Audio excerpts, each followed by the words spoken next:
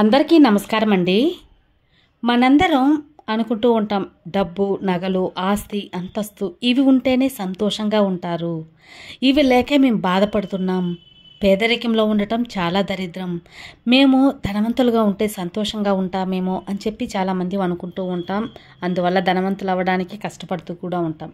అసలు ఎలా ఉంటే ఎలాంటి జీవితం సంతోషంగా ఉంటుంది అని తెలిపే ఒక మంచి కథ మీతో షేర్ చేయబోతున్నాను. Welcome back to our channel positive webs in Telugu. ఒక ఊరిలో రాజారాం అనే ఒక వ్యక్తి ఉంటాడు.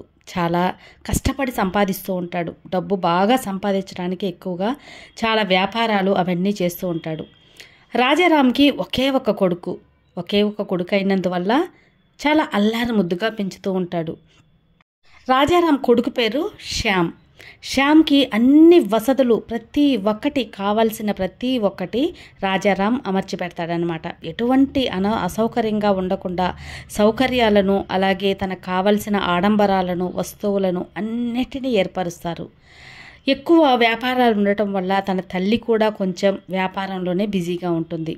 కొన్ని వ్యాపారాలు రాజారాం చూసుకోవటం వల్ల శ్యామ్ని తల్లిదండ్రులు కొంచెం పట్టించుకోరు. కానీ రాజారాం శ్యామ్ని చూసుకోవటానికి ఒక పనావిడిని పెట్టి చక్కగా శ్యామ్కి ఏదేది కావాలో అన్నీ చూసుకునే విధంగా ఒక మనిషిని కూడా పెడతారు.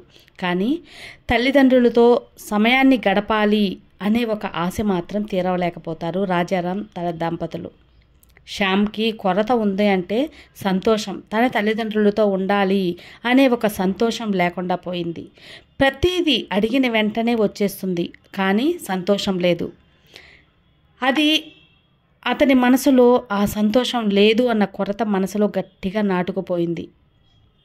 ఎక్కువగా తను టీవీతో, మొబైల్తో, ఇలా బొమ్మలతో ఇట్లాగా, అంటే ఏదైనా ఆట వస్తువులతో ఇలా ఆడుకోవటం ఎక్కువగా అతను ఎక్కువ సమయాన్ని గడుపుతూ ఉంటాడు. కానీ తల్లిదండ్రుల మీద ఏదో విరక్తిగా ఉండటం, ఎవరిని ఏది అసలు నాకు సంతోషం లేదు అనటం ఆ కుర్రాడి చూపుల్లో, మనసులో, మొహంలో కొట్టొచ్చినట్టు తెలిసిపోతూ ఉంటుంది. ఎందువల్ల అంటే చిరాకు పడుతూ ఉంటాడు, ఎప్పుడు చూడు విసుక్కుంటూ ఉంటాడు. ఇది గమనించిన రాజారాం ఒకరోజు తన కొడుకుని తీసుకొని అలా బయటికి వెళ్దాం రా బాబు అని చెప్పి శ్యామ్ని తీసుకొని కొంత దూరం వెళ్తారనమాట. కొంత దూరం వెళ్ళినప్పుడు, బాబు నీకు ఏదైనా సమస్య ఉందా, ఎందుకు నువ్వు ఇంత చిరాగ్గా ఉంటున్నావు అంటాడు. ఏం లేదు నాన్న, ఏం లేదు అని చెప్పి గమ్ముగా ఉంటాడనమాట శ్యామ్.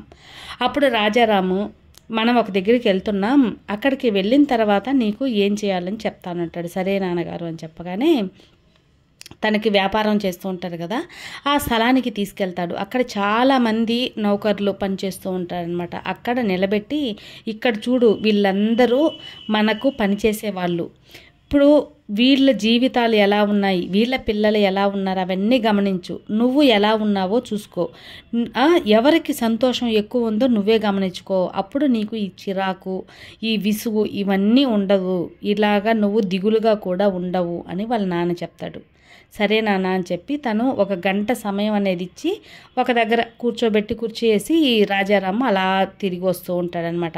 వాళ్ళు ఏం చేస్తున్నారో అన్నిటినీ శ్యామ్ క్షుణ్ణంగా గమనిస్తూ ఉంటాడు. ఒక 10-11 ఏళ్ళు కుర్రాడైనా సరే అన్నీ తెలుసుకొని తనకు ఏం కావాలి, తనకు ఏం లేదు, వాళ్ళకి ఏముంది అన్నీ తెలుసుకొని అవగాహన చేసుకుంటాడు.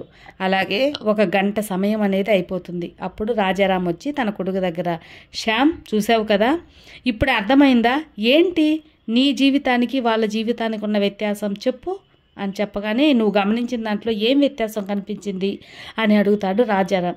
ఏముంది నాన్న, మన ఇంట్లో అన్ని సౌకర్యాలు ఉంటాయి, కానీ ఇక్కడ ఏ సౌకర్యాలు ఉండవు, కానీ వీళ్ళు ఆ సౌకర్యాలన్నీ ఏర్పరచుకుంటారు. మన ఇంట్లో మన ముగ్గురమే ఉంటాం, కానీ ఇక్కడ వాళ్ళ బంధువులు, చుట్టాలు, పక్క పనిచేసే వాళ్ళు అందరూ కలిసి సంతోషంగా ఉంటారు. ఇక్కడ పిల్లవాళ్ళకి చూడండి, వాళ్ళ కొడుకులు కూతుళ్ళకి స్నేహితులని బోలెడు మంది ఉంటారు, కానీ నాకు ఎవరు ఉండరు. మనము ఆహారం కావాలంటే కొనుక్కుంటాం, కానీ వీళ్ళే తయారు చేసుకొని వీళ్ళే ఉత్పత్తి చేసుకుంటారు. మొత్తానికి చెప్పాలంటే వాళ్ళ దగ్గర ఎక్కువ ఆనందం ఉంది, మన దగ్గర ఎక్కువ ఆనందం లేదు, ముఖ్యంగా నా దగ్గర. వాళ్ళు ఎప్పుడు చూడు వాళ్ళ తల్లిదండ్రులతోనే ఉంటారు. కానీ నేను మా తల్లిదండ్రుల కోసం ఎక్కువగా వేచి చూస్తూ ఉంటాను. ఇది వాళ్ళకి మనకు ఉన్న వ్యత్యాసం. మొత్తానికి వాళ్ళు ఎక్కువగా అనుబంధం, సంతోషం అనే దాంట్లో ఉన్నారు. కానీ మనం డబ్బు, నగలు, ఆస్తి, అంతస్తు అనే సంపదలో ఉన్నాం. అంతే తేడా. సంతోషం మాత్రం మనకు లేదు నాన్న. మనకు డబ్బు ఉంది, వాళ్ళకి సంతోషం ఉంది, అంతేను అని చెప్తాడు. ఇంకా కొడుక్కి ఏం చెప్పాలి, ఏం చెప్పి సముదాయించాలని ఏం అర్థం కాదు. శ్యామ్ దగ్గర నుంచి ఇలాంటి బదులు వస్తుందని కూడా రాజారాం అస్సలు ఎదురు చూడ్డు. కానీ అలాంటి జవాబు అనేది ఎదురు చూసేసరికి ఒక్కసారిగా రాజారాం షాక్ అవుతాడు.